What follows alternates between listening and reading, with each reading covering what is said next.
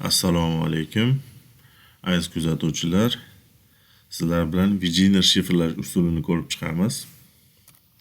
Demak, Vigener shifri bu ko'p alfavitli almashtirishlar shifri bo'lib, oddiy Caesar shifrining takomillashgan shakli hisoblanadi. 16-asrda Blaise de Vigener ishlab chiqqan.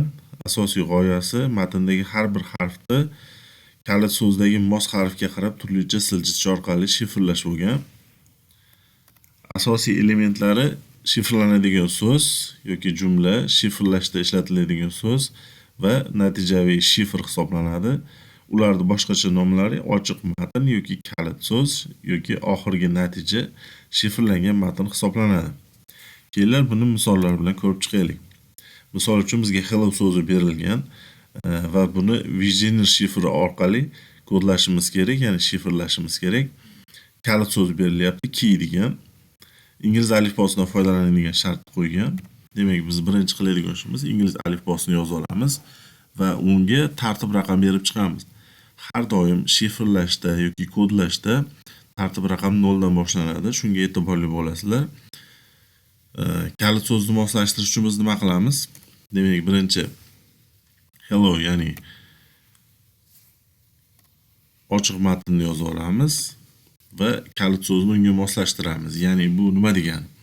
Agar sizda berilgan so'zda harflar soni masalan uzunroq bo'lib, kalit mana bizda hozir key kalit bo'lganligi uchun, mana 3 ta harf bo'lganligi uchun bizda mana hello so'zi 5 ta harfdan iborat. Mana bunday holatda siz mana shu ochiq matndagi to'lmay qolgan joylarga kalit so'zni yana takror yozib ketasiz. Mana shunday holatda siz kalitni moslashtirish ishini to'liq bajargan hisoblanasiz. Keyingi qiladigan ishimiz harflar qiymatini yozamiz. Ya'ni bu nima degani? Har bitta berilgan harfni alifbodagi tartib raqamini yozib chiqamiz. Ya'ni hash e'tibor beramiz. Hash bizda 7 da turibdi. E harfimiz demak bizda 4 da turibdi. L harfimiz 11 da turibdi. Keyingisi ham 11 da va O harfimiz bizda 14 da turibdi. Mana shunday holatda biz har bitta harfni qiymatlarini yozib chiqamiz.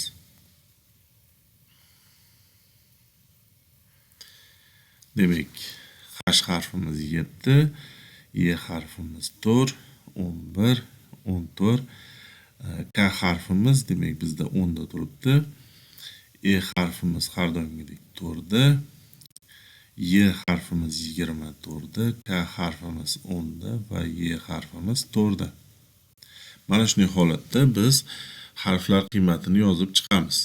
Navbatdagi qiladigan ishimiz shifrlangan harf qiymatini ochiq matn harf qiymatiga kalit harf qiymatini qo'shganimizga teng bo'ladi. Shuning uchun biz endi topgan natijalarimizni yig'indisini hisoblab chiqamiz. Ya'ni ochiq matndagi kelgan har bitta harfni qiymatini kalit so'zda kelgan qiymatga qo'shib chiqamiz. Ya'ni u nima degani? Demak, bizda mana bu yerda H harfimiz 7 da va K harfimiz 10 bo'lganligi uchun ikkalasini yig'indisini hisoblaymiz va mana bu yerga yozamiz. Mana shunday holatda biz natijaga boramiz. Demak, 7 ga 10 ni qo'shadigan bo'lsak 17, 4 ga 4 ni qo'shadigan bo'lsak 8, 11 ga 24 ni qo'shsak 35, 21 va 18.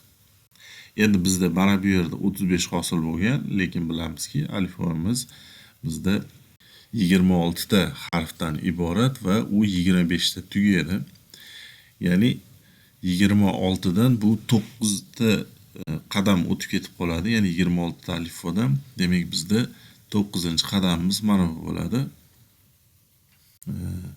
Buni mana bunday holatda yozishimiz mumkin. Ya'ni 17 da bizda R harfi, 8 da I harfi, 9 da C harfi, 21 da V, 18 da S harfi.